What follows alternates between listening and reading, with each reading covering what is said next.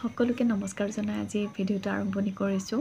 এটা সৰু চাই ভিডিঅ' দিছোঁ দেই, কাৰণ এতিয়াৰ সময়ত কোনো এনেকুৱা লং ভিডিঅ' কৰি থাকিব মোৰ ইমান প্ৰস্তুতো হোৱা নাই, আৰু কাৰোবাক শুনিবৰো হয়তো ইমান এতিয়া সম্ভৱ নহয় ন, যেনেকুৱা পৰিস্থিতিটো হৈ আছে। সেইকাৰণে ধনতেৰছ যিহেতু সকলোৱে মানিব, সকলোৱে মা লক্ষ্মীক আদৰণি জনাব নিজৰ ঘৰলৈ গোটেই বছৰটোলৈ। সেইকাৰণে প্ৰয়োজনীয়খিনিহে আজি মই আপোনালোকৰ ওচৰত ব্যক্ত কৰিম যে আমি কেনেভাৱে মা লক্ষ্মীক আদৰণি আবাহন কৰিম আমাৰ নিজৰ ঘৰখনলৈ। সৰু চাই উপায় দিম, সকলোৰে কাৰণে সহজ, সকলোৱে যাতে কৰিব পাৰে। প্ৰথমে আগতে কৈ লওঁ যে অহাকালি শুক্ৰবাৰ 18 তাৰিখ ধনতেৰছ লাগিবৰ সময়খিনি কৈ দিওঁ। 12:28 পৰা লাগিব 19 তাৰিখ এটা 51 সময়লৈকে আপোনালোকে যিকোনো এনেকুৱা শুভ মুহূৰ্তত এই কামখিনি কৰিব পাৰে।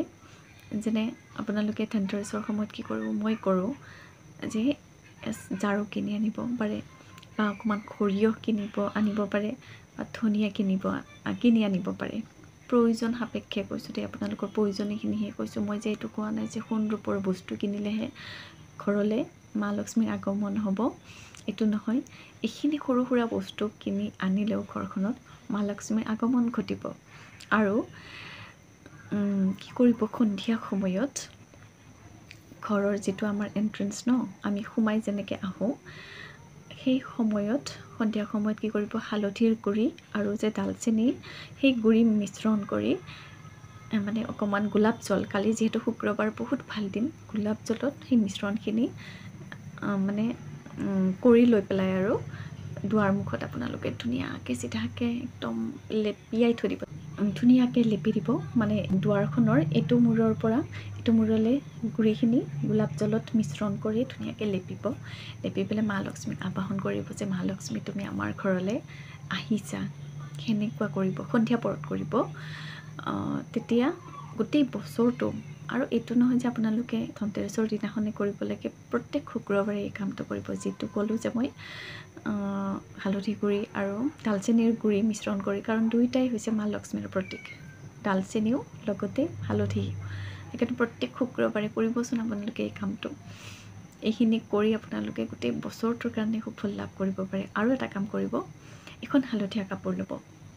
হালধীয়া কাপোৰখনত যোগ্য অনুসৰি আপোনালোকে 7টামান এটকীয়া কইনছ দিব। এইটো নকওঁ যে মই কোনোবা ৰূপাৰ কইনছ দিব লাগে, সাধ্য অনুসৰি আপোনালোকে যদি ঘৰত সম্ভৱ হয় সেইটোও দিব পাৰে। নহয় যদি আমাৰ যে কাৰেঞ্চি থাকে এটকীয়া, সেনেকুৱা 7টামান দিলে। আৰু ইলাইচি দিব 2টা, লং দিব, আৰু আপোনালোকে সৰিয়হ কেইটামান দিব, বগা সৰিয়হ, আৰু দালচেনি এটুকুৰা দিব। আৰু এটা কি কৰিব, চুপাৰী যে আমাৰ থাকে যে গোটা চুপাৰী, সেই গোটা চুপাৰীখন মানে এটা আৰু হালধীয়া কাপোৰখনত দিব। যেতিয়া পূজা কৰিব সন্ধিয়া সময়ত গোটেইখিনি দিব।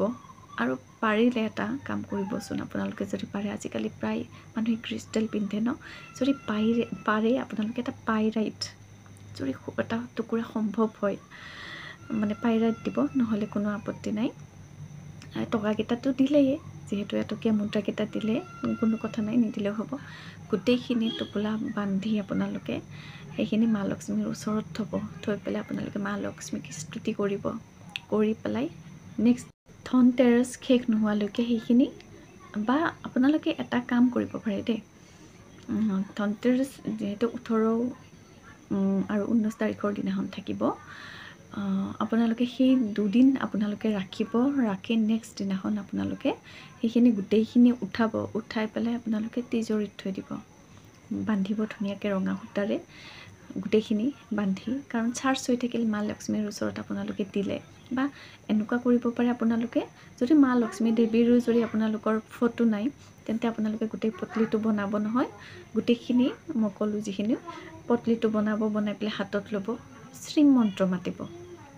সকলোৱে ভাবিব পাৰে যে শ্ৰীমন্ত্ৰ 108 বাৰ মাতিব লাগে। আপোনালোকে এটা কাম কৰিবচোন, শ্ৰীমন্ত্ৰটো আপোনালোকে এনেকৈ মাতিব পাৰে, বা মোবাইলত আপোনালোকে লগাই ল'লে সেইখিনি সময়ত ওম শ্ৰীম শ্ৰী নমঃ বা যিকোনো লক্ষ্মী মাৰ মন্ত্ৰটো আপোনালোকে মাতিব পাৰে, মুখেৰে নিজে চাৰ্চ কৰিলেও কথা নাই।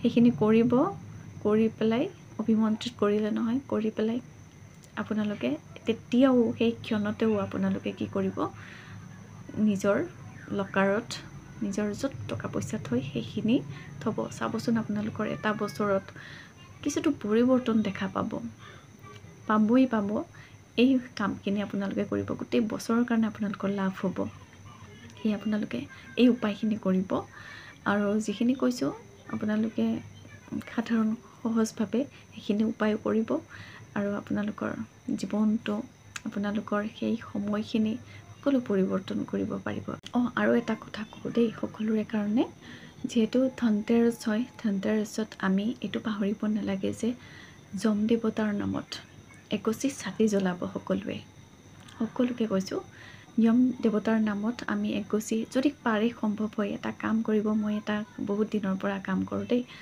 আটা যে থাকে আটাৰ এটা দিনতে আপোনালোকে কৰিব পাৰে শুকুৱাই পেলাই আটাৰে এটা মানে যেনেকৈ আমি লাডু বনাওঁ আটাৰে এটা লাডু বনাই আপোনালোকে কি কৰিব সেই অকণমান গাখীৰ দিব আটাখিনিত গাখীৰ দি আপোনালোকে যেনেকৈ এটা মাটিৰ পাত্ৰ মানে মাটিৰ চাকি তৈয়াৰ কৰা হয় সেনেকুৱা এটা চাকি দি দক্ষিণমুৱা হৈ আপোনালোকে এগছি হ'লেও যম দেৱতাৰ নামত চাকি গছ দিব কাৰণ কিয় কৈছে জানেনে আমি যদি প্ৰত্যেক বছৰেই যম দেৱতাৰ নামত এই ধনতেৰছৰ দিনাখন এগছি চাকি জ্বলাওঁ তেতিয়া গোটেই বছৰটো আমাৰ পৰিয়ালৰ কাৰণে ভাল হয় মংগল হয় কেতিয়াও মানে পৰিয়ালটোক কেতিয়াও অশুভ মানে দেখা নিদিয়ে কিছুমান আপোনালোকে বুজি পাব মই কি কৈছোঁ মানে কয় যে যম দেৱতাৰ নামত যদি ছাতি এগছ লগোৱা হয় দক্ষিণ দিশে লগাব দেই তেতিয়া পৰিয়ালটোৰ ভিতৰত পৰিয়ালত কেতিয়াও মানে অমংগলীয় বা